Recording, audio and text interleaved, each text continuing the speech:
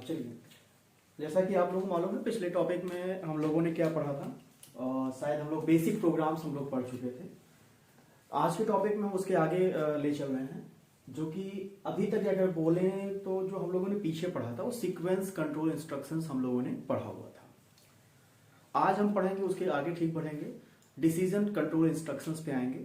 Generally इस decision control instructions एक नाम है, इसके बारे में आप लोग जानते भी होंगे, जैसे इफ एल्स, इफ के प्रोग्राम, स्विच केस के प्रोग्राम, यही सारे आपके क्या होते हैं, डिसीजन कंट्रोल इंस्ट्रक्शंस में आते हैं। दूसरा, अगर बात करें तो यहां से यहीं से मतलब इसी सेक्शन से हमारे आपके जो आप ओ लेवल का एग्जाम दोगे उसमें आपका यहां से कुछ ना कुछ क्वेश्चन पुट अप होना शुरू हो जाता है। क्वेश्चन आपका ऑब्जेक्टिव भी पूछा जा सकता है, क्वेश्चन आपका डिस्क्रिप्टिव भी यहां से आपका बनने के चांसेस बढ़ जाते हैं। और लगभग अगर देखा जाए तो कहीं ना कहीं 1, 2, 5, 10 नंबर के क्वेश्चन आपके यहां से पूछे जाते ही जाते हैं। दूसरा, अगर हमें समझना है कि कैसे ये काम करना है, कैसे ये काम करेगा, किस तरह से इसकी फंक्शनिंग होती है, कैसे इसके सिंटैक्स लिखे जाते हैं, इसका फ्लो चार्ट क्या होता है, तो ये जनरल क्वेश्चन है जो पूछे जाएंगे। मतलब what is decision control instructions, how many types of decision control instructions, उनके सिंटैक्स क्या होते हैं, उनके फ्लो चार्ट क्या होते हैं, उनके वर्किंग, उनका एक सुटेबल एग्जाम्पल आपसे पूछा जा सकता है। तो चलिए हम बताना शुरू करते हैं आपको कि डिसीजन कंट्रोल इंस्ट्रक्शंस क्या होता है। और ऑलरेडी हमने पहले से कुछ नोट डाउन कर दिया है थोड़ा बहुत, बाकी आगे हम उसको कैरी करेंगे। तो देखिए, डिसीजन कंट्रोल इंस्ट्रक्शंस में क्या होता है, इसमें जो इंस्ट्रक्शंस होंगे उन इंस्ट्रक्शंस पर एक कंडीशन का क्या होता है, कंट्रोल होता है। क्या होता है, जो इंस्ट्रक्शंस हम लिखेंगे, मतलब कुछ ऐसे इंस्ट्रक्शंस होंगे जो हमारे एक कंडीशन के अकॉर्डिंग क्या होगा, एग्जीक्यूट होगा। जैसे कि मान लेते हैं, मैंने ही बोला, मैं एक कंडीशन आपको ऐसे ही दे रहा हूं कि आप यह वीडियो देखेंगे, सीधी बात, आप यह वीडियो देखेंगे अगर मैंने इस वीडियो में इफ एल्स वाला टॉपिक बताया होगा तो। इसका मतलब क्या, आपके वीडियो देखने वाले पर कंडीशन क्या लगी कि अगर मैंने आज टॉपिक डिस्कस किया है किसका, डिसीजन कंट्रोल इंस्ट्रक्शंस का, देन आप ये वीडियो क्या करोगे, देखोगे। अदरवाइज 2 ऑप्शन हो सकते हैं, या तो आप कुछ भी ना करो, या अदरवाइज हम दूसरी वीडियो देख लेंगे जिसमें हमने प्रीवियस वाला टॉपिक बात किया है। कुछ ऐसा, मतलब कुछ इस तरह से हमारी कंडीशंस जो है लगेंगी। जैसे हमने आपके वीडियो देखने पर कंडीशन लगाया, ऐसे ही प्रोग्राम में जो इंस्ट्रक्शंस होंगे उनके एग्जीक्यूशंस पर भी हम क्या लगाएंगे, कंडीशन लगाएंगे। ठीक है, तो वही सारे प्रोग्राम्स हम लोग यहां करेंगे। और सबसे पहली चीज कि हमें ये समझना है कि जो इनके स्टेटमेंट होंगे वह स्टेटमेंट कैसे लिखे जाएंगे, किस तरह से वह स्टेटमेंट आपका काम करेगा, और उनके प्रोग्राम्स, बेसिक प्रोग्राम्स उनके कैसे हम लिखेंगे, उनका प्रोग्रामिंग का स्ट्रक्चर कैसे चलेगा। क्योंकि एक बात हमेशा ध्यान रखिएगा कि अगर हमने प्रोग्रामिंग का स्ट्रक्चर दिमाग में बैठा लिया तो किसी भी क्वेश्चंस को सॉल्व करने में हमें प्रॉब्लम नहीं होने वाली है। मतलब हम सारे क्वेश्चंस को सॉल्व कर ले जाएंगे, इजीली हम प्रोग्राम लिख ले जाएंगे। बस एक जगह सभी प्रोग्रामिंग में प्रॉब्लम आती है, सिर्फ उनका लॉजिक। लॉजिक मीन्स कि उस क्वेश्चन को करने में क्या फॉर्मूला या क्या प्रोसेसिंग में यूज करना, बस उतना ही नया होगा। लिखने में कहीं भी प्रॉब्लम आने वाली आपको नहीं है। तो चलो हम बात कर लेते हैं, अब मुद्दे पर आ जाते हैं। अभी तक थोड़ा सा मुद्दे पर लाने के लिए आप लोग थोड़ा सा इधर उधर बोल रहे थे, अब मुद्दे पर आते हैं जहां से हमारा टॉपिक स्टार्ट हो। टॉपिक आज का हमारा है डिसीजन कंट्रोल इंस्ट्रक्शंस। क्या होता है, साफ साफ यहां लिखा हुआ है, this is allow the computer to take a decision as to which instructions is to be executed next. Means यह जो इंस्ट्रक्शंस होता है, जो डिसीजन कंट्रोल इंस्ट्रक्शंस होता है, वह क्या करता है, आपको अलाउ करता है, कंप्यूटर को अलाउ करता है कि वह अगला इंस्ट्रक्शंस आपके शर्त के अकॉर्डिंग क्या हो, एग्जीक्यूट हो, या उस शर्त के अकॉर्डिंग, उस कंडीशन के अकॉर्डिंग कौन सा स्टेटमेंट एग्जीक्यूट होगा, इसका निर्णय लेने का काम, इसका डिसीजन लेने का काम कौन करता है, आपका डिसीजन कंट्रोल इंस्ट्रक्शंस करता है। ठीक है, बाकी जो सी में आपके डिसीजन कंट्रोल इंस्ट्रक्शंस होते हैं वह आपके 3 तरह के होते हैं। पहला इफ स्टेटमेंट, दूसरा इफ एल्स स्टेटमेंट, तीसरा स्विच स्टेटमेंट होता है। क्या, मेनली आपके 3 डिसीजन कंट्रोल इंस्ट्रक्शंस होते हैं। First one is if statement, second one is if else statement and third one is switch statement आपका होता है। ठीक, एक और इसमें आएगा इफ के फॉर्म में, जब हम इफ की बात करेंगे अभी, तो इफ के फॉर्म में एक और आएगा, इफ के अंदर इफ, उसके अंदर इफ, मतलब कंडीशन के अंडर कंडीशन की बात होगी तो उसे हम क्या कहेंगे, नेस्टेड इफ का नाम देंगे। तो एक वो भी आएगा, बशर्ते वह फॉर्मेट जो होता है वह आपका एक तरह से इफ एल्स और इफ स्टेटमेंट का ही फॉर्मेट होता है। ठीक है, तो आप सामने देख पा रहे हैं, इसे नोट डाउन कर लीजिएगा। फिर से बोल रहे हैं, डिसीजन कंट्रोल इंस्ट्रक्शंस का जो काम होता है वह किसी इंस्ट्रक्शंस को एक पर्टिकुलर कंडीशंस के अकॉर्डिंग या पर्टिकुलर कंडीशन के सेटिस्फाई होने पर ही आपके स्टेटमेंट को क्या करेगा, एग्जीक्यूट कराएगा। ठीक, और यह आपके तीन तरह के होते हैं, if statement, if else statement, switch statement. अब हम बात करने चल रहे हैं कि आखिर इफ स्टेटमेंट किस तरह से काम करता है, इफ स्टेटमेंट किस तरह से काम करेगा, इफ एल्स स्टेटमेंट किस तरह से लिखेंगे, किस तरह से काम करेगा, और स्विच केस स्टेटमेंट किस तरह से काम करेगा। इन तीनों चारों की हम बात करेंगे। ठीक है, चलो देखते हैं।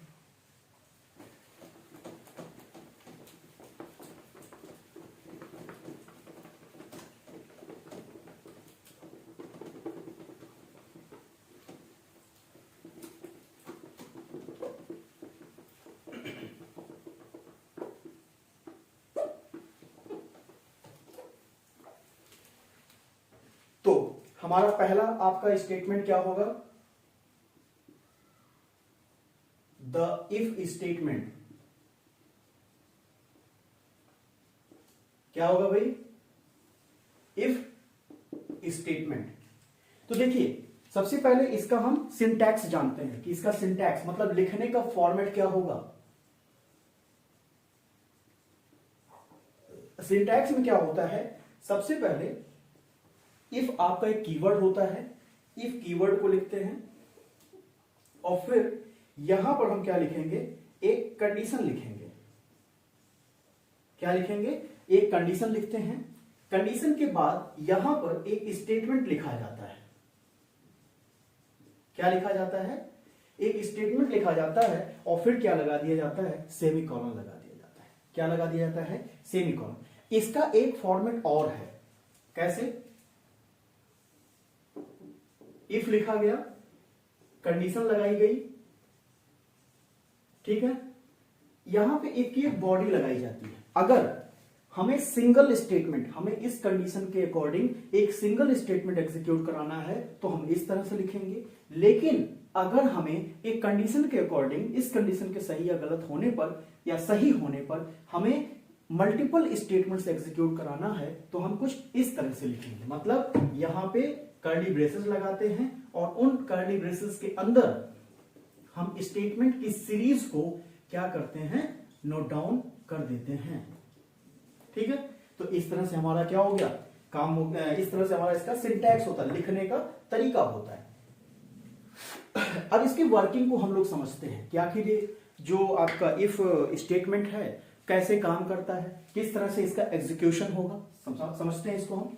पहले तो हम सिंटैक्स के अकॉर्डिंग हम लोग इसको समझ लेते हैं। देखिएगा, इसमें क्या होता है कि अगर ये जो हमारी कंडीशन है, अगर यह कंडीशन क्या हुई, ट्रू हुई, क्या हुआ कि अगर यहां पे लिखी हुई जो लॉजिकल कंडीशन होगी अगर वह सही होती है, क्या होता है, सही होता है, तो आपका स्टेटमेंट क्या होगा, एग्जीक्यूट हो जाएगा। देन यह स्टेटमेंट क्या होगा, आपका एग्जीक्यूट हो जाएगा। ठीक, ऐसे ही आपका यहां पे भी है, अगर यह कंडीशन सही हुआ, मतलब इस कंडीशन के सही होने पर ही यह सीरीज ऑफ स्टेटमेंट क्या होगा, आपका एग्जीक्यूट होगा। क्या होगा, एग्जीक्यूट होगा। ठीक, अब आपके दिमाग में आ रहा होगा, अच्छा मान लो कंडीशन गलत हो गया तो क्या होगा। तो भाई यहां गलत होने की बात हमने की नहीं है, मतलब गलत होने का कंडीशन तो गलत हो सकता है, लेकिन कंडीशन के गलत होने पर क्या होगा इसकी बात हमने यहां पर नहीं की है। तो अब यहां बता दे रहे हैं कि इन केस अगर कंडीशन क्या हो गई, फॉल्स हो गया, मतलब फॉल्स हो गई, तो क्या होगा, programme should do nothing, should do nothing. मतलब अगर हमारा कंडीशन गलत हो गया तो प्रोग्राम कुछ भी नहीं करेगा। मतलब इस कंडीशन के अकॉर्डिंग इस स्टेटमेंट के बाद अगर नहीं कोई मिला, या तो आप कह सकते हैं शुड डू नथिंग, या आप ये कह सकते हैं कि जो इन दो लाइनों के बाद या जो इसके बाद जो भी कुछ लिखा होगा वो कंडीशन के अंदर नहीं आएगा। अगर कोई स्टेटमेंट लिखा गया है तो वह स्टेटमेंट आपका क्या होगा, एग्जीक्यूट हो जाएगा। ठीक, सेम यही आपका यहां पर भी है कि अगर कंडीशन क्या हो गई, फॉल्स हो गई, तो यहां भी क्या करेगा, शुड डू नथिंग, मतलब कुछ भी नहीं करेगा। या जो उस बॉडी के बाद, जो उस इफ की बॉडी के बाद जो स्टेटमेंट लिखा होगा वह स्टेटमेंट क्या होगा, एग्जीक्यूट हो जाएगा। ठीक है, समझ में आया कि कंडीशन कैसे होगा।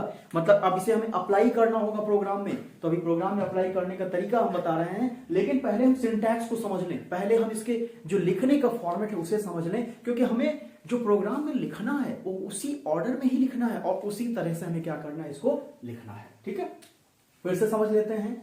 इफ स्टेटमेंट दो तरीके से लिखे जा सकते हैं, दो तरीके से लिखे जाएंगे। क्या, पहले इफ कीवर्ड लिखना होता है, फिर हमें क्या लिखना है, कंडीशन लिखना है। कंडीशन मतलब something is greater than, less than, equal to something, जो भी करके लिखना है। ठीक है, वो लिखना होगा, फिर स्टेटमेंट लिखना होगा। अगर किसी ने कहा भाई मुझे इस कंडीशन के अकॉर्डिंग ये काम करना है, मतलब कि हमें ये लाइन क्या करनी है, एग्जीक्यूट करानी है, तो उस नंबर ऑफ स्टेटमेंट्स या सीरीज ऑफ स्टेटमेंट्स अगर हमें लिखना है उस इफ कंडीशन के अंदर, तो हम क्या बॉडी लगाते हैं, कर्ली ब्रेसेस का सेट क्या करते हैं, ओपन करते हैं, और फिर स्टेटमेंट्स को लिखने के बाद क्या करते हैं, क्लोज करते हैं। और ये सारा प्रक्रिया, ये सारा प्रोसेस मेन बॉडी के अंदर ही होता है। ठीक है, अब एक छोटा सा एग्जांपल हम लेते हैं, एक छोटा सा एग्जांपल ले रहे हैं, केवल प्रोग्राम के अकॉर्डिंग एग्जांपल ले रहे हैं, डायरेक्टली हम प्रोग्राम पर आ रहे हैं। अगर हमें इसका प्रोग्राम बनाना हो, ये बहुत छोटा सा एग्जांपल ले रहे हैं कि हम ये कह रहे हैं कि अगर एक कोई भी वेरिएबल है, एक वेरिएबल है, उसकी वैल्यू अगर 5 से बड़ी है तो एक मैसेज प्रिंट हो जाए कि जो वेरिएबल है उसकी value is greater than 5, otherwise program कुछ भी ना दे। फिर से बोल रहे हैं, एक वेरिएबल है, उस वेरिएबल की वैल्यू अगर 5 से बड़ी हो जाए तो हमें क्या चाहिए आउटपुट, कि हमारा जो स्टेटमेंट हमें क्या चाहिए कि हमारा वेरिएबल की वैल्यू क्या है, 5 से बड़ी है। अगर ऐसा नहीं हुआ तो प्रोग्राम कुछ भी ना दे, मतलब कुछ भी ना करे। तब कैसे लिखेंगे, देखिएगा ध्यान से, बहुत आसान है। क्या कहा मैंने, एक वेरिएबल, और वेरिएबल का टाइप मैंने बोला नहीं, मतलब आप स्वतंत्र हैं, आप फ्री हैं कि वेरिएबल का टाइप आप क्या मानते हैं। तो हम वेरिएबल का टाइप क्या मान लेते हैं, हम इंटीजर मानते हैं। और आपको मालूम है प्रोग्राम आपका कहां से स्टार्ट होता है, हेडर फाइल से स्टार्ट होता है। तो हम सबसे पहले हेडर फाइल लगाते हैं, हैज इंक्लूड stdio.h, फिर हम क्या लगाते हैं, void main लिखते हैं। ठीक है, फिर हम यहाँ पे बॉडी ओपन किया, यहाँ पे क्या लिखा, एक वेरिएबल मान लिया मैंने। आपने कहा कि अगर इस वेरिएबल की वैल्यू क्या होती है, 5 से बड़ी हो, मतलब इस वेरिएबल की वैल्यू हमें कहीं दी नहीं थी, हमें इंटर कराना था, तो हमने यहां लिखा इंटर द नंबर। ठीक है, अब क्या करते हैं, इस नंबर को हम स्कैन करा लेते हैं, %d एंड a कर लिया। ठीक है, अब क्या करना है, अब हमें एक लाइन प्रिंट करानी है कि वेरिएबल की वैल्यू 5 से बड़ी है, लेकिन कब, जब वेरिएबल की वैल्यू वास्तविकता में 5 से बड़ी हो। इट मींस हमें यहां पे कंडीशन लगानी है। कंडीशन क्या बनेगी कि a हमारा ग्रेटर देन होना चाहिए किसके, 5 की, एक कंडीशन बनेगी। यही पार्ट आप यहां पर लिख दो, मतलब क्या करेंगे आप, if a is greater than 5, क्या लिखा आपने, if a is greater than 5, then आप यहां नीचे क्या चाहते हैं, जो लाइन आप प्रिंट करना चाहते हैं वो लिख दो, प्रिंटफ क्या लिखोगे, a इज ग्रेटर देन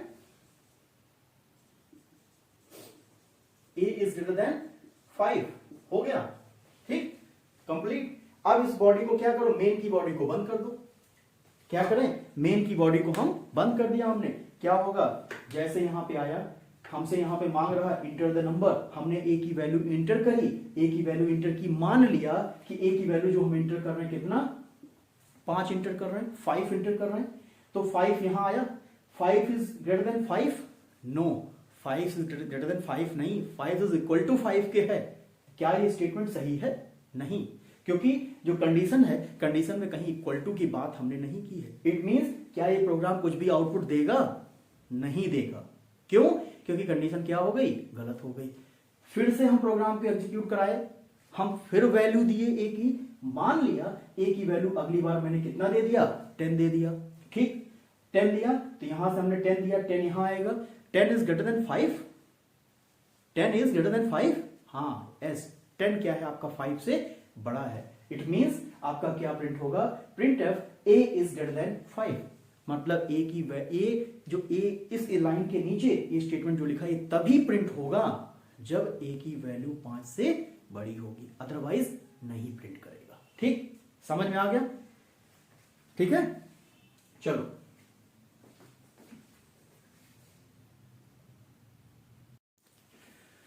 तो अब हम बात करने वाले हैं किसकी?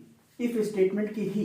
लेकिन इफ स्टेटमेंट अगर कंडीशन के बाद मल्टीपल लाइन लिखनी हो तो कैसे हम लिखेंगे और किस तरह से एग्जीक्यूशन उसका होगा।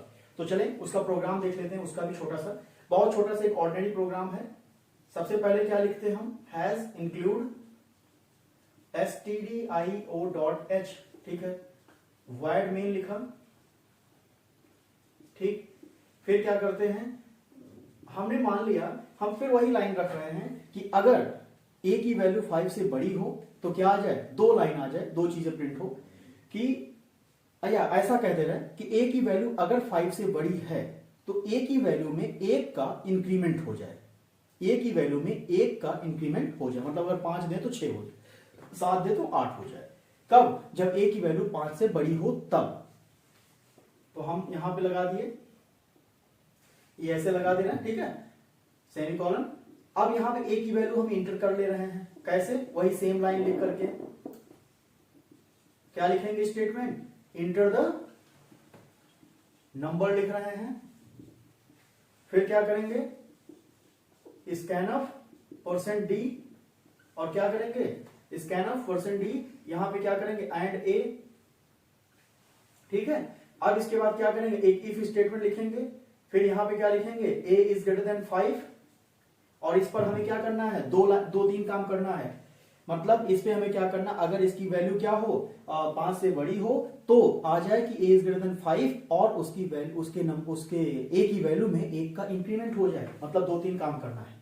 तो हम यहां पे ऐसे बॉडी लगा दिए, फिर क्या करना हमको? यहां पे लिख दिए printf a is greater then किसके? 5 के। ठीक, अगर ऐसा हो जाता है तो a की वैल्यू में 1 का इंक्रीमेंट हो जाए, मतलब a बराबर a प्लस 1, a बराबर a प्लस 1, और फिर उस a की वैल्यू को हम क्या कर लें? प्रिंट करा लें। तो हमने यहां लिखा प्रिंट f ब्रैकेट में %d, और यहां क्या कर दिया? a, और फिर हमने क्या कर दिया? इफ की बॉडी को बंद कर दिया, और ऊपर जो मेन बंद किया था, मेन ओपन किया था, मेन को भी हमने बंद कर दिया। ठीक है, तो यहां पे क्या होगा? जैसे जैसे प्रोग्राम एग्जीक्यूट होगा लाइन बाय लाइन, पहली हेडर फाइल मिलेगी इसको, फिर हमारा void main मिल जाएगा, फिर यहाँ बॉडी उसको लगा कि हाँ बॉडी ओपन हो गई, सही है। INT मतलब ये पता चल गया कि a आपका एक इंटीजर टाइप का वेरिएबल है। Print of inter the number, मतलब हमको एक नंबर इंटर करना है। स्कैन ऑफ के जरिए हमने उस नंबर को इनपुट करा लिया, हमने एक नंबर इनपुट करा लिया 10, ठीक है। तो यहाँ 10 आया, 10 आपका क्या है? 5 से बड़ा है, हाँ है। 10 क्या है? 5 से बड़ा है ना, कंडीशन मतलब सही हुई। तो कंडीशन सही होने पे क्या बोला गया था कि अगर कंडीशन सही होती है तो ये जो इसके अंदर स्टेटमेंट लिखे होंगे वो एग्जीक्यूट हो जाएंगे। तो जैसे यहाँ सही हुआ तो यहाँ पहले लाइन लिख के आ जाएगा a इज ग्रेटर देन 5 लिख के आ जाएगा, मतलब वैल्यू क्या है? 5 से बड़ी हो गई।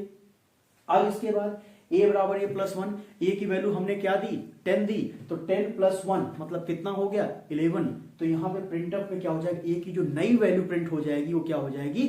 11 हो जाएगी। कब? जब a की वैल्यू 5 से बड़ी होगी। फिर हमने बॉडी ओपन कर दिया, क्लोज कर दिया। इन केस दोबारा हम प्रोग्राम को रन करा लेते हैं और मान लेते हैं दोबारा जो वैल्यू हमने इनपुट करी वो वैल्यू हमारी क्या है? 5 से छोटी दे दी या 5 ही दे दी। हमने इनपुट कराया 5 ही दे दिया, 5 से बड़ा है नहीं, बराबर है, तो प्रोग्राम एग्जीक्यूट होगा नहीं, तो इस तुरंत क्या होगा, बाहर चला जाएगा, मतलब गलत हो गया। जो गलत होने पे क्या करेगा, हमें कोई भी आउटपुट नहीं देगा, क्योंकि इस सेट के बाद ये जो ब्रैकेट हमने लगाए हैं, इस ब्रैकेट के बाद हमने कोई भी लाइन लिखी नहीं है। इस नाते प्रोग्राम क्या करेगा, शुड डू नथिंग। मतलब अगर कहीं ऐसा कहता है, किसी भी क्वेश्चन में ऐसा कहता है कि हमें क्या करना है, समथिंग ऐसा ऐसा करना है और कंडीशन के सेटिस्फाई होने पे ये चाहिए, otherwise programme should do nothing. इसका मतलब समझ जाना आप कि हमको क्या लगाना है, इफ लगाना है। अब इफ का सिंगल लाइन है कि मल्टीपल लाइन है, वो प्रोग्राम के जो क्वेश्चन होगा उस क्वेश्चन को देख करके हम डिसाइड कर लेंगे। अगर आपको लग रहा है कि आप डिसाइड नहीं कर पा रहे हैं, तो चाहे आप सिंगल लाइन लिखो और चाहे डबल लाइन लिखो, हमेशा आप कर्ली ब्रेसेस लगा के चलो। क्या अगर इन केस आप नहीं समझ पा रहे हैं कि एक लाइन लिखना है कि 2 लाइन लिखना हो सकता है कि 4 लाइन, तो हमेशा जितना काम कंडीशन में करना हो, चाहे 1 लाइन का करना हो चाहे 10 लाइन का करना हो, हमेशा कर्ली ब्रेसेस का सेट आप क्या करो, लगा के चलो। ठीक है, तो ये हमारा हो गया इफ स्टेटमेंट का मल्टीपल स्टेटमेंट वाला। इफ स्टेटमेंट अगर मल्टीपल लाइन एग्जीक्यूट कराना हो कंडीशन के अंदर तो कैसे करेंगे, उसका एक छोटा सा एग्जांपल और उसका सिंटैक्स आपके सामने है। ठीक है, तो चलो अब हम बात करते हैं अगले पार्ट पे। क्या कि अभी हमने जो बात किया है, सिर्फ हमने कहा कि अगर सही कंडीशन हुई तो क्या हो जाए, गलत होने पे कुछ ना करे। लेकिन अब अगला पार्ट है कि अगर कंडीशन सही हुई तो ये करे, अदरवाइज कुछ और कर दे। मतलब गलत होने पर भी हमें कोई ना कोई आउटपुट एक चाहिए, या गलत होने पर भी हमें कुछ ना कुछ कराना है, तब हम क्या करें। तो उसके लिए हमारा जो स्टेटमेंट होगा, वो उसके लिए हमारा स्टेटमेंट जो हम लोग पढ़ेंगे वो क्या पढ़ेंगे, इफ एल्स स्टेटमेंट। क्या पढ़ेंगे, इफ एल्स स्टेटमेंट पढ़ेंगे। ठीक है, इफ एल्स स्टेटमेंट हमारा होगा। इसमें थोड़ा सा चेंज है, सिंटैक्स में चेंज होता है, तो पहले हम सिंटैक्स इसका समझते हैं, सिंटैक्स करने की कोशिश करते हैं लिखने की।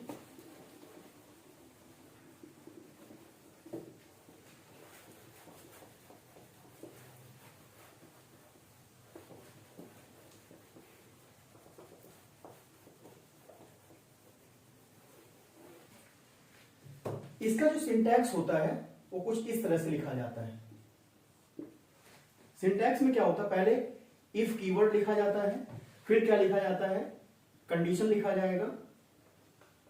ठीक, फिर यहां पे एक स्टेटमेंट लिखा जाएगा जो कंडीशन के सही होने पे चाहिए होगा, तो इसका नामकरण या नाम हम दे दे रहे हैं स्टेटमेंट 1।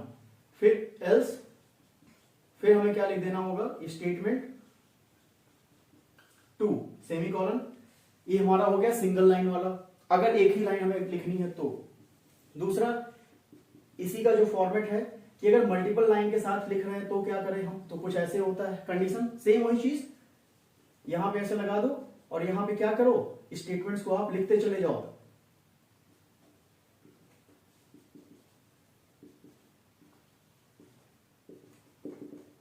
फिर इसके गलत होने पे जो चाहिए होगा वो एल्स लगा के करो, और फिर इसकी भी बॉडी क्या करो, लिखते चले जाओ। ठीक है, तो इस तरह से हमारा क्या हो गया, इफ कंडीशन इफ एल्स हो गया। इफ एल्स के दो पहलू, मतलब 2 पार्ट हुए एक तरह से, एक सिंगल लाइन वाले और एक क्या है अगर मल्टीपल लाइन एग्जीक्यूट कराने हो तो। इसमें क्या होगा कि अगर कंडीशन सही हुई, मतलब अगर कंडीशन हमारी ट्रू हुई तो स्टेटमेंट नंबर 1 आउटपुट आएगा। ठीक, इन केस अगर कंडीशन फॉल्स हुई तो स्टेटमेंट हमारा क्या आएगा, एल्स के बाद जो लिखा है, मतलब यदि ऐसा है तो यह, अन्यथा यह आ जाए। सिंपल सा हिंदी मीनिंग अगर आप देखो, यदि ऐसा है तो यह आ जाए, अन्यथा स्टेटमेंट 2 आ जाए।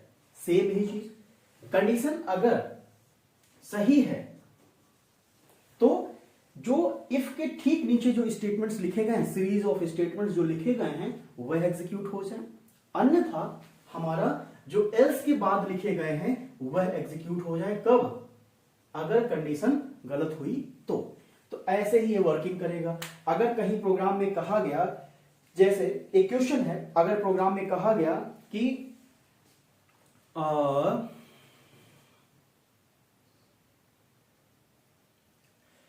हमारा इंटर किया गया नंबर, मतलब कोई भी एक नंबर है, कोई भी नंबर आप इंटर कर रहे हैं, बताना है आपको कि इंटर किया गया नंबर ऑड है या इवन। इंटर किया गया नंबर ऑड है या इवन। तो आप ये जानते हैं कि अगर किसी भी संख्या को, अगर किसी भी नंबर को 2 से विभाजित किया जाए, मतलब 2 से डिवाइड किया जाए, अगर वह 2 से डिवाइड किया जाए और उसका रिमाइंडर क्या हो जाए, शून्य आ जाए, मतलब वह कंप्लीटली डिवाइड हो जाए, तो वह संख्या, वह नंबर आपका क्या होगा, इवन होगा, मतलब सम संख्या होगी। अदरवाइज अगर रिमाइंडर हमारा क्या आ गया, मतलब शेषफल अगर हमारा क्या आ गया, 1 आ गया, तो वह संख्या आपकी क्या होगी, ऑड होगी, मतलब विषम संख्या होगी। तो हमें वही कंडीशन पे एक कंडीशन लगानी है। कंडीशन ये बनेगी कि नंबर को डिवाइड करना है 2 से, और अगर उसका रिमाइंडर कितना आ जाए, 0 या 1, 0 हो जाए अगर, तो क्या हो जाए, इवन, 1 हो जाए तो पहले क्या हो जाएगा, हमारा ऑड नंबर हो जाएगा। तो चलो हम एक प्रोग्राम छोटा सा करने की कोशिश कर रहे हैं। फिर से प्रोग्राम है आपका कि अगर इंटर किए गए नंबर को आपको चेक करना है कि वह नंबर ऑड है या इवन है। क्या है, ऑड है या इवन है। तो देखते हैं कैसे किया जाएगा क्वेश्चन। तो सबसे पहले आपको मालूम है क्या लिखते हैं, हैज इंक्लूड stdio.h लिखते हैं, फिर वाइड मेन लिखते हैं जो कि नॉन रिटर्न टाइप का फंक्शन होता है, फिर आपका क्या होता है int इंटीजर, और इसमें हम क्या लिखेंगे, हमें एक नंबर की बात किया है तो हम क्या करेंगे, एक नंबर ले लेंगे। क्योंकि वह नंबर हमें कीबोर्ड से इंटर कराना है, मतलब प्रिंटफ स्कैनफ इनपुट आउटपुट वाली लाइन भी हम लिखेंगे। तो हम यहां लिख रहे हैं इंटर नंबर। आप स्टेटमेंट और बढ़ाना चाहो तो बढ़ा सकते हो, enter the number which you want to check the odd और इवन, ऐसा भी इसके अंदर लिख सकते हैं। लेकिन हम इस स्टेटमेंट को शॉर्ट कर रहे हैं क्योंकि बोर्ड पे जगह कम है, इस वजह से तो हम सिंपल सा लिख दे रहे हैं इंटर द नंबर। अब नंबर को इंटर कराने के लिए इनपुट कैसे होता है हमारा, भाई स्कैनफ से होता है। स्कैनफ दिया, एन आपका किस टाइप का वेरिएबल है, इंटीजर टाइप का है, और इंटीजर का फॉर्मेट स्पेसिफायर क्या होता है, %d, और फिर क्या लिखते हैं एंड एन, ठीक है, मतलब वो एन के एड्रेस पे जाके स्टोर हो गया। अब यहां से, ठीक है, हमने नंबर को इंटर करा लिया। अब क्या कहा गया था, जो इंटर किया गया नंबर है उसे बताएं कि वह ऑड है या इवन है। इसका मतलब हमने नंबर इंटर करा लिया, अब हमें चेक करना है ना, मतलब ये इफ वाला पार्ट इसके नीचे लगेगा। कैसे, सीधा सीधा ऐसा प्लेस करते जाओ यहां पे। इफ, सबसे पहले आपको कंडीशन डिसाइड करना कि कंडीशन कैसे लगेगी। देखिए आपको हम बता दें, आप भाग देने की बात करें तो आप ये कहते हैं a/2, ठीक है। ये आपका जो होता है ये आपको क्या देता है, कोशेंट देता है। क्या देता है आपको, कोशेंट देता है, मतलब भागफल देता है। लेकिन अगर आप ये ऑपरेटर लगाते हैं % वाला, तो ये आपको क्या देगा, रिमाइंडर देगा। क्या देगा, रिमाइंडर देगा। और हमें चेक किसको करना है, रिमाइंडर को चेक करना है। मतलब हमें ये कहना है कि अगर 2 से किसी भी नंबर को डिवाइड किया गया और उसका रिमाइंडर कितना आ गया, 0 आ गया, तो वह नंबर आपका क्या हो गया, इवन हो गया। तो हम यही लिखेंगे, ये क्योंकि मॉडुलस ऑपरेटर होता है, तो हम लिखेंगे a%2 इक्वल किसके, 0 के। अभी कुछ ऑपरेटर्स की बात हम कर रहे हैं अगले मतलब इसके बाद। a%2 इक्वल 0 के, मतलब अगर जो नंबर है a नहीं, सॉरी यहां हमने क्या माना है, n माना है, सॉरी, n मॉडुलस 2 इक्वल 0 के, देन अगर रिमाइंडर 0 हो गया तो हमें क्या चाहिए, इवन नंबर। मतलब हम यहां पे स्टेटमेंट क्या लिखेंगे, प्रिंट f क्या, number is even, number is even, ठीक। एल्स, यहां एल्स लिखा, चूंकि जगह नहीं, बगल में लिखना है, else print F number is क्या, ऑड, नंबर इज ऑड, ठीक है। अब हमारा हो गया, if number divided by 2 equal 0, अगर ऐसा हुआ तो number is even, else number is odd. हमें यही चाहिए था। अब हम मेन की बॉडी को आखिर में, सबसे लास्ट में क्या करेंगे, हम बंद कर लेंगे, ठीक है। तो अब हम जरा प्रोग्राम का एग्जीक्यूशन समझ लेते हैं कि प्रोग्राम कैसे एग्जीक्यूट करेगा। आप देख लीजिए, यहां हमने n दिया, n एक इंटीजर टाइप का है, इंटर किया। यहां हमने नंबर इंटर किया, मान लेते हैं नंबर हमने इंटर किया कितना, 3। n की वैल्यू कितनी हमने कीबोर्ड से दी, 3 दी, तो 3 यहां आएगा, 3% 2, मतलब 2 में से अगर 2 से 3 में आप डिवाइड करोगे तो रिमाइंडर कितना बचेगा, 1 बचेगा, मतलब इसकी जगह पे क्या आ जाएगा, 1 आ जाएगा।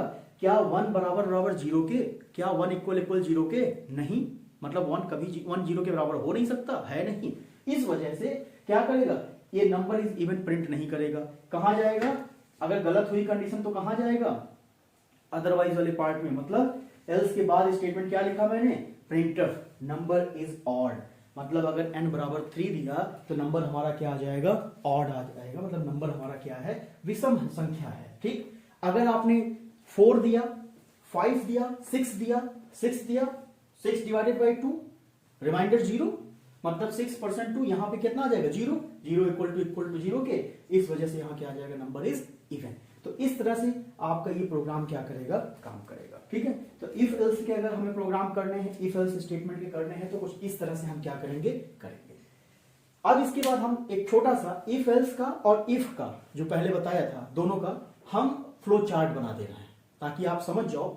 वर्किंग तो आप समझ गए कि कैसे क्या लिखना है हमको, कि अगर इफ कंडीशन सेटिस्फाइड है देन स्टेटमेंट 1 एग्जीक्यूट होगा, अगर कंडीशन गलत है तो स्टेटमेंट 2 एग्जीक्यूट होगा। ऐसे ही मल्टीपल स्टेटमेंट में भी होता है आपका। ठीक है, और इसका अब क्या समझ लेते हैं हम लोग, फ्लो चार्ट। ठीक है, तो इसको मिटा रहे हैं, आप लोग इसे नोट कर लीजिएगा, उसे ऑलरेडी आप देख लेंगे। इसे बहुत आसान सा प्रोग्राम एग्जांपल लिया है। बाकी जो इन सब पे बेस्ड क्वेश्चंस हैं उनको हम नीचे डिस्क्रिप्शन में लिख देंगे, तो आप उन क्वेश्चंस को करने की कोशिश करिएगा और पूछ भी लीजिएगा। इन केस अगर आप करने की कोशिश करिएगा, एटलीस्ट कमेंट करके जरूर बताइएगा उसमें कि क्वेश्चन को सॉल्व करके उसको पेस्ट कर दीजिए कमेंट में, हम वहां चेक कर लेंगे। सही होगा तो ओके, अदरवाइज उसमें जो भी करेक्शन होगा वो करेक्ट करके हम क्या करेंगे, आपको हम वहीं पर रिप्लाई कर देंगे। ठीक है, चलो हम अब फ्लो चार्ट समझते हैं इसका।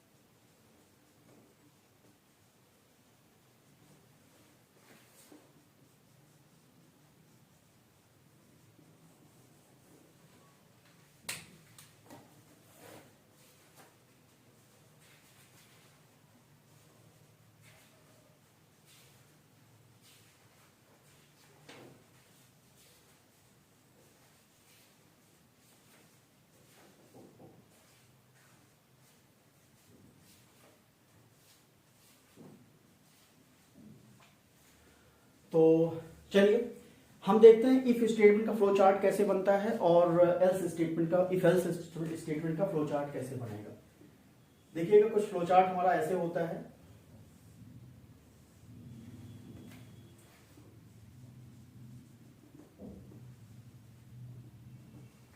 यहां हमारी वैल्यूज आती हैं और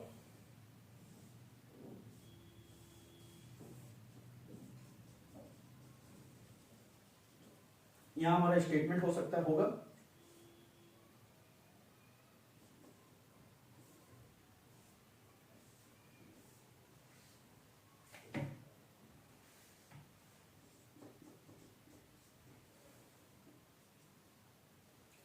यहां पे ट्रू, और ये आपका क्या हो गया,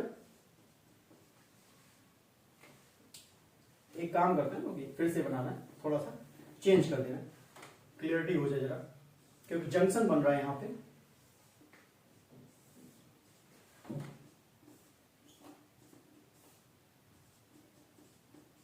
ठीक है, अब क्लियर है।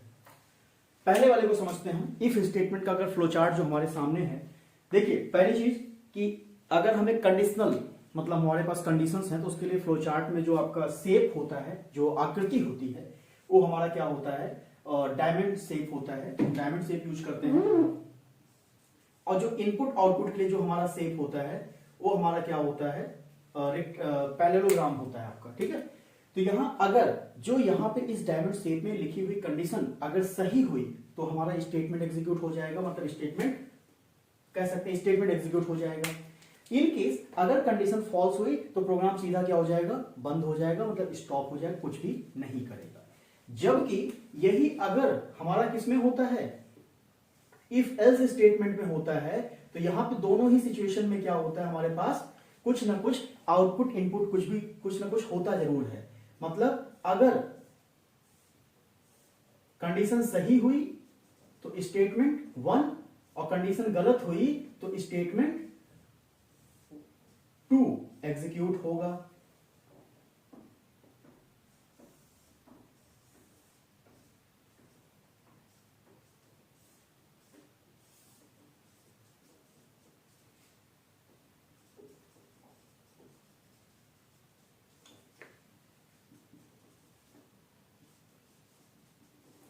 ठीक है, इसका ये फ्लो चार्ट हो गया। इस फ्लो चार्ट में आप देख रहे हैं कि यहां पे क्या हुआ, फॉल्स होने पे कोई भी स्टेटमेंट नहीं लिखा गया था, जबकि यहां पे फॉल्स होने पर हम स्टेटमेंट लिखते हैं। मतलब इफ कह सकते हैं कि अगर यहां इफ ऐसे कंडीशन लिखी गई है, यहां पे इफ कंडीशन लिखी गई है, तो इफ कंडीशन अगर ट्रू हुई तो स्टेटमेंट 1, एल्स ये वाला पार्ट यहां पे आ गया तो स्टेटमेंट क्या हो जाएगा, हमारा 2 आ जाएगा। जबकि अगर यहां पे कंडीशन हमारी क्या हो गई, सही हुई और गलत हो गया, तो गलत होने पे कुछ भी नहीं और सही होने पे इसने क्या दे दिया, हमें जो स्टेटमेंट सही होने पे चाहिए था उसको इसने क्या कर दिया, एग्जीक्यूट। मतलब दोनों में फर्क यही है कि एक गलत होने पर भी कोई एक वाले में इफ एल्स में हम गलत होने पर भी कोई स्टेटमेंट प्रिंट करा रहे हैं कंडीशन के अंडर, मतलब कंडीशन के अकॉर्डिंग सेटिस्फाई डिससेटिस्फाई होने पर, जबकि दूसरे वाले में हम ऐसा नहीं कर सकते। सिर्फ उसमें एक ही पहलू है, सिर्फ एक ही पहलू, क्या, सिर्फ ट्रू की पहलू है कि अगर कंडीशन सही हुई तो ही आउटपुट आएगा, अदरवाइज आउटपुट नहीं आएगा, बस। ठीक है, अब इसके बाद हम थोड़ा सा इफ एल्स का ही अगला वर्जन समझ लेते हैं, नेस्टेड इफ। क्या, नेस्टेड इफ। हमने पहले ही बोला था जब भी कहीं नेस्टेड टर्म का जिक्र किया जाए तो नेस्टेड का मतलब आप समझ लेना कि किसी के अंदर कोई आ रहा होगा, मतलब किसी के अंदर कोई, किसी के अंदर कोई, ऐसा कुछ होगा। मतलब एक ही चीज अंदर, एक के अंदर एक के अंदर बार बार आ रही होगी। तो ऐसे ही नेस्टेड इफ कहा गया। इसका मतलब इफ के अंदर इफ, मतलब कंडीशन के अंदर कंडीशन, फिर उस कंडीशन के अंदर फिर कंडीशन, यही क्या होता है, हमारा नेस्टेड इफ होता है। इसी को हम एल्स इफ स्टेटमेंट या नेस्टेड इफ स्टेटमेंट कहते हैं। ठीक है, चलो देख लेते हैं उसका भी सिंटैक्स।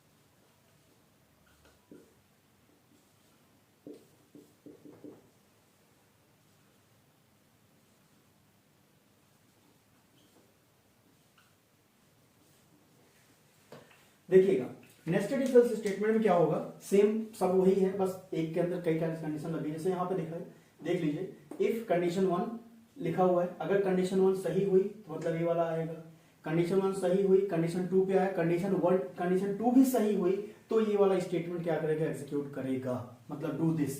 कंडीशन 1 कंडीशन 2 दोनों के सही होने पर ही यह स्टेटमेंट एग्जीक्यूट होगा। यहां देखिए इफ के अंदर इफ आया कि नहीं आया, आया ना, इसी वजह से इसे बोला गया nested if. Else do this and do this, मतलब यह अगर सही कंडीशन 2 सही हुआ तो ये, और कंडीशन 2 अगर रॉन्ग हो गया तो हमारा क्या आ जाएगा, ये एल्स के ठीक बाद वाला ये वाला सेक्शन क्या होगा, एग्जीक्यूट हो जाएगा। कब, देखिएगा हम थोड़ा सा लिख दे रहे हैं, कंडीशन 1 ट्रू हुई तो नीचे आया ये वाला, इसके ट्रू होने पर इसके नीचे वाला, लेकिन इसके फॉल्स होने पर ये वाला सेट एग्जीक्यूट हुआ, ठीक। और इन केस कंडीशन 1 ही फॉल्स हो जाती, कंडीशन 1 ही फॉल्स हो जाती तो आपका क्या स्टेटमेंट एग्जीक्यूट होता, ये वाला एग्जीक्यूट हो जाता, मतलब सबसे आखिर वाला स्टेटमेंट एग्जीक्यूट होता। दूसरे में क्या है, जो इफ एल्स और इफ एल्सिफ करके है, इसमें क्या है कि अगर कंडीशन ट्रू हुई तो ये वाला एग्जीक्यूट हो जाता, इन केस कंडीशन गलत हुई तो एल्स पे आता, कंडीशन गलत हुई तो यहां पर आता, लेकिन फिर कंडीशन 2 के सही होने पर नीचे वाला स्टेटमेंट एग्जीक्यूट करता। और अगर यह कंडीशन गलत हुई तो यह इस कंडीशन के फॉल्स होने पर, इस कंडीशन के फॉल्स होने पे उसके वाले स्टेटमेंट पे जाता, मतलब उसके एल्स में जाता। और तो हाँ ठीक तो है, कंप्लीट हो गया। देख लीजिए फिर से, क्या आपने देखा कि अगर कंडीशन 1 ट्रू है तो इस ये नीचे वाला सेक्शन एग्जीक्यूट हो गया, अगर कंडीशन 1 फॉल्स है तो इस एल्स वाले पार्ट पर आया। अब इसके आगे देखा कि एक और कंडीशन लगी हुई है, मतलब इस कंडीशन को भी चेक करेगा। अब ये कंडीशन देखा, अगर इस कंडीशन के सही होने पे नीचे वाला सेक्शन, अगर सही हुआ तो नीचे वाला सेक्शन, और गलत हो गया तो एल्स के बाद वाला सेक्शन क्या होगा, एग्जीक्यूट होगा। अधिकतर जो ये इफ एल्स इफ वाला है, ये सब आप तब यूज करेंगे जहां पे मल्टीपल कंडीशंस की बात होगी, जैसे जब डिवीजन की बात आती है, फर्स्ट सेकंड थर्ड डिवीजन वाली बात आएगी तो हम इन्हीं स्टेटमेंट्स का यूज करेंगे। मतलब जब हमें ये चेक करना होगा कि राम फर्स्ट डिवीजन पाया है कि सेकंड डिवीजन पाया, तो उसमें वही 3-4 कंडीशन होती है ना, 50 से ऊपर हुआ तो समथिंग, 80 से ऊपर हुआ समथिंग, तो ऐसे तो हमें राम को हर लेवल पे चेक करना पड़ेगा ना, तो वहां पे कई बार चेकिंग होती है कई नंबर्स की, तो वहां पर हम क्या लगाएंगे, नेस्टेड इफ का फॉर्मूला यूज करेंगे, नेस्टेड इफ सिंटैक्स हम लोग यूज करेंगे। तो इसमें चूंकि कंडीशन के अंदर कंडीशन यूज होती है, इसी वजह से यहां पे क्या होता है आपका, इसे नेस्टेड कहा जाता है, ठीक है। तो चलिए एक काम करते हैं, हम नेस्टेड इफ एल्स पर बेस्ड एक प्रोग्राम देख लेते हैं, एक प्रोग्राम हम देख लेते हैं, उसकी प्रोग्राम की फंक्शनिंग को समझ लेते हैं, और उसको समझ लेंगे तो आई होप, मुझे उम्मीद है कि आपका इफ एल्स और आपका नेस्टेड इफ, ये तीनों ही पार्ट क्लियर हो जाएगा। क्यों? क्योंकि उसमें सब कुछ आ जाएगा। देखिए हम महज एक एग्जाम्पल बता सकते हैं, प्रोग्राम क्वेश्चन उसी पैटर्न में होगा, बशर्ते आपको क्वेश्चन को बार बार पढ़ना है, थोड़ा सा उसमें पॉइंट आउट करना है कि क्या दिया है, क्या करना है, और उसको उसी अकॉर्डिंग, उसी जो सिंटैक्स है उस सिंटैक्स में उसी तरह से हमें क्या करना है, वहां एक पर्टिकुलर लोकेशन पर हमें क्या करना है, उसे प्लेस्ड कर देना है या राइट डाउन कर देना, मतलब लिख देना है, ठीक है। चलो हम अगला प्रोग्राम देखते हैं, नेस्टेड इफ एल्स पर बेस्ड प्रोग्राम देखते हैं, ठीक है। हाँ तो चलो अब हम nested if else based program देख लेते हैं, जिसमें हम जो क्वेश्चन ले रहे हैं, क्वेश्चन ये ले रहे हैं, सब्जेक्ट वाला ही ले रहे हैं कि 5 सब्जेक्ट के नंबर हमें क्या करने हैं। देखिए क्वेश्चन को लिख नहीं रहे हैं समय बचाने के लिए, क्वेश्चन को हम नीचे डिस्क्रिप्शन में लिख देंगे, तो क्वेश्चन को हम बोल दे रहे हैं, आप ध्यान से सुन लीजिएगा। क्वेश्चन में क्या है, 5 सब्जेक्ट हैं, उस 5 सब्जेक्ट के नंबर को हमें इंटर करना है, ठीक है। इसके बाद उसका परसेंटेज निकालना है, और उनके परसेंटेज का क्राइटेरिया है, अलग अलग कैटेगरी है कि अगर 50 से ऊपर हुआ तो इतना डिवीजन, 60 से ऊपर हुआ तो इतना डिवीजन, और इससे ऊपर हुआ तो इतना डिवीजन, अदरवाइज फेल। कंडीशन है ऐसे 3-4, तो उस कंडीशन को भी हम प्रोग्राम में ही एक्सप्लेन कर दे रहे हैं। बाकी जो क्वेश्चन है पूरा, वो क्वेश्चन डिस्क्रिप्शन में हम लिख देंगे, क्वेश्चन को आप ढंग से पढ़ लीजिएगा। लेकिन क्वेश्चन का जो सोल्यूशन है, सोल्यूशन पर ही हम डायरेक्टली बात कर लेते हैं। फिर से बोल रहे हैं, क्वेश्चन में जो आपका है 5 नंबर है, 5 सब्जेक्ट के नंबर हैं, उन 5 सब्जेक्ट के नंबर को कीबोर्ड के जरिए एंटर करना है, परसेंटेज निकालना है, और परसेंटेज के अकॉर्डिंग अगर परसेंटेज की क्राइटेरिया होगा इसके बीच में लाई करता तो डिवीजन हमें उसी अकॉर्डिंग क्या करना है, बताना है। चलो देखते हैं। सबसे पहली लाइन जो हमारी पेट लाइन है उसे हमें लिखना ही लिखना है। क्या? इंक्लूड stdio.h वाइड मेन लिखना है, लिख दिया हमने। बॉडी ओपन करी, 5 सब्जेक्ट है तो 5 सब्जेक्ट के मार्क्स मानने का मतलब क्या, 5 वेरिएबल मानना पड़े कम से कम। तो हम मान ले रहे हैं M1, M2, M3, M4, M5। ठीक, फिर हमारा क्या होगा, इन सब्जेक्ट्स का हमें परसेंटेज निकालना है ना, तो हमें परसेंटेज नाम का एक वेरिएबल मान ले रहे हैं। ठीक, हमें क्या करना है, इन सब्जेक्ट्स का नंबर किससे इंटर करना है, कीबोर्ड से, मतलब स्कैन कराना है। तो इंटर द मार्क्स। ठीक है, 5 सब्जेक्ट का हम मार्क्स इंटर कर ले रहे हैं अलग अलग। स्कैन ऑफ कराया, 5 वेरिएबल, तीनों 5 में क्या लिखा जाएगा, परसेंट डी। क्यों? क्योंकि उनका किस टाइप के वेरिएबल हैं, इंटीजर, उसका फॉर्मेट स्पेसिफाइड क्या होता है, %d। तो 5 टाइम्स %d लिखा मैंने। और यहां पे M1 M2 सीक्वेंस में हम लिखते चले जाएंगे, एंड के साथ M3, एंड के साथ M4, एंड के साथ M5, सेमीकोलन। अब हमें क्या करना है, इसका एक परसेंटेज कैलकुलेट करना है। तो 5 सब्जेक्ट है, उनके जो 5 सब्जेक्ट के नंबर मान लिए जाते हैं कि सभी सब्जेक्ट जो हाईएस्ट मार्क्स है, मतलब जो टोटल मार्क्स है वो 100 का, मतलब टोटल पूर्णांक कितना हो जाएगा आपका, 500 हो जाएगा। तो हमें करना क्या है कि परसेंटेज कैलकुलेट कर लेना है पहले, क्योंकि परसेंटेज पर ही लगाना है हमको। तो परसेंटेज कैलकुलेट करने के लिए हम क्या करते हैं, 5 सब्जेक्ट को पहले जोड़ लेते हैं, M1 plus M2 plus M3 plus M4 plus M5। 5 subject को हमने क्या किया, जोड़ लिया। फिर हमें क्या करना है, परसेंटेज निकालना है, तो इंटू 100। और फिर क्या करेंगे हम, डिवाइडेड बाई किसके, क्योंकि 5 सब्जेक्ट के हैं, किससे कर देंगे, 500 से। हमारा यहां क्या होगा, परसेंटेज हमारा आ जाएगा। अब इस परसेंटेज पर ही हमें क्या करना है, कंडीशन लगाना है। तो हम यहां से लगाना शुरू करते हैं। कहा यह गया था कि अगर परसेंटेज में अगर परसेंटेज हमारा 60 से, किससे, 60 से ऊपर होता है तो हमारा क्या प्रिंट हो जाए, फर्स्ट डिवीजन। और ऐसे ही नीचे की बात कर रहे हैं हम। और अगर हमारा 50 से ऊपर होता है तो सेकंड डिवीजन। ऐसे ही हमारा क्या है, 40 से ऊपर होता है तो क्या, थर्ड। अदरवाइज क्या कर दे, हमको फेल कर दे। तो हम चलो यहां कंडीशन लिखते हैं। पहला कहा है, क्या कहा है, 60। तो हम यहां लिखते हैं कि अगर परसेंटेज इज ग्रेटर देन और इक्वल टू किसके, 60 के, परसेंटेज इज ग्रेटर देन और इक्वल टू किसके, 60 के, तो प्रिंटफ में हमको क्या चाहिए, फर्स्ट डिवीजन चाहिए। तो हम फर्स्ट डिवीजन लिख दिया हमने, DIVISION, डिवीजन लिख दिया। ठीक है, सेमीकोलन। एल्स, अगर मान लो ऐसे परसेंटेज वाला अगर greater than equal to less than 60 नहीं हुआ तो दूसरा, तो एल्स लिखेंगे फिर से। और एल्स में क्या करेंगे हम, फिर से एल्स के अंदर भी एक बॉडी ओपन करेंगे और इसके अंदर फिर चेक करेंगे, if percentage is greater than equal to किसके, 50 के। हो सकता है कि परसेंटेज 50 से बड़ा हो, 60 से बड़ा ना हो। तो 60 से नहीं बड़ा हुआ तो इसका मतलब अदरवाइज वाले हमें चेक कर लेना कि क्या 50 से तो नहीं बड़ा है। और अगर 50 से बड़ा हुआ, मतलब अगर 50 से बड़ा हुआ, तो हम यहां क्या चेक कर लेंगे, प्रिंटफ क्या लिख देंगे आपकी बात, सेकेंड डिवीजन। क्या लिख देंगे भाई, सेकेंड लिख देंगे। ठीक, अब अगर ये 50 से बड़ा हुआ, बराबर हुआ तो सेकेंड। इन केस 50 से छोटा हो गया तो क्या, तो अब इसका एल्स लग जाएगा। एल्स क्या, अब इसके एल्स में लिखेंगे, क्या ऐसा तो नहीं हो 40 से बड़ा बराबर हो, फिर एक इफ लगा हुआ। और फिर परसेंटेज को चेक कर लो कि is greater than equal to 40 के। अगर ऐसा हुआ तो आप क्या कर दो, प्रिंटफ क्या कर दो, थर्ड डिवीजन। ठीक, और अगर ऐसा नहीं हुआ तो एल्स प्रिंटफ आप क्या कर दें, फेल कर दें।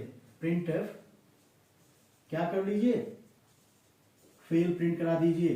ठीक, अब क्या करना है, देखिएगा ए वाली बॉडी अभी बंद नहीं हुई है, एल्स की जो ए वाली बॉडी है ये बंद नहीं हुई, तो इस एल्स की बॉडी को यहां बंद किया।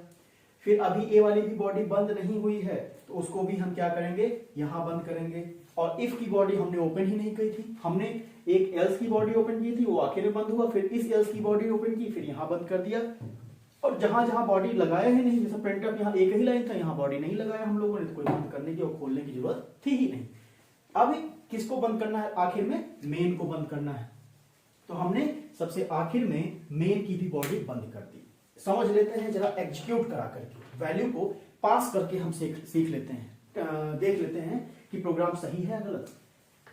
आप देखिए, हैज इंक्लूड सही लिखा गया है, वाइड में सही प्रॉपर तरीके से लिखा गया है, कर्ली ब्रेसेस ओपन होता भी मेन की बॉडी ओपन होनी चाहिए, 5-6 वेरिएबल डिक्लेयर किए गए हैं, फाउंडेशन नहीं थी कि फ्लोट लेना है कि रियल लेना है कि कैसा लेना है, इस नाते हमने सभी को इंटीजर मान लिया है अपनी तरफ से। आपकी मर्जी, आप भी अलग से मान सकते हैं, चाहे आप चाहे आप फ्लोट मान लो, चाहे आप इंटीजर मान लो।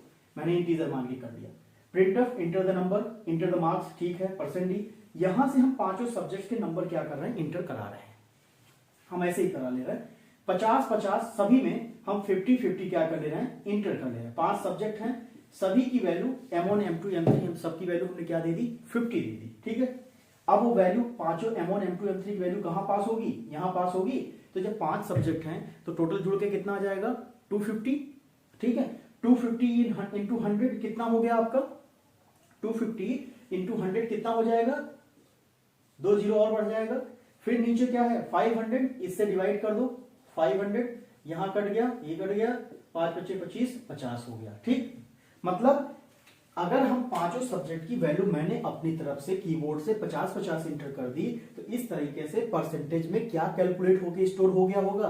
50, ठीक। अब उसको पास करेगा यहाँ पे, फिर यहाँ परसेंटेज इक्वल टू कैलकुलेट हुआ, यहाँ 50 निकला, 50 यहाँ आया, तो यहाँ 50 प्लेस कर लेगा internally. 50 is greater than equal to 60 के। क्या 50 60 से बड़ा है? क्या 50 60 के बराबर है? नहीं। इसका मतलब क्या होगा? ये स्टेटमेंट एग्जीक्यूट होगा? नहीं होगा। मतलब ये कंडीशन क्या हो गई? गलत। गलत होने पर कहां जाएगी? यहां पर आएगी एल्स। अब यहां आया, अच्छा ठीक है, यहां देखा फिर से एक बॉडी ओपन है। अब यहां फिर परसेंटेज लिखा गया है, पीछे से परसेंटेज की वैल्यू क्या आ रही है? 50 आ रही है। 50 यहां रखा। क्या 50 50 से बड़ा है? नहीं, लेकिन 50 50 के बराबर है, 50 50 के बराबर है। इस वजह से क्या प्रिंट कर देगा? जो प्रोग्राम का आउटपुट दे देगा वो क्या दे देगा? सेकंड। आगे बढ़ेगा ही नहीं। क्यों?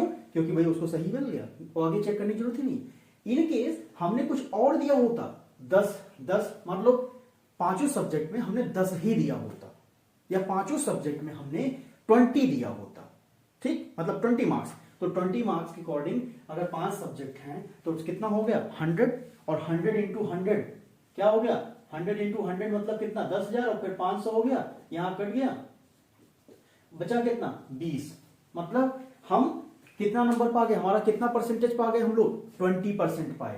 तो यहां 20 आता। 20 क्या 60 से बड़ा है? नहीं, ये लाइन नहीं आती।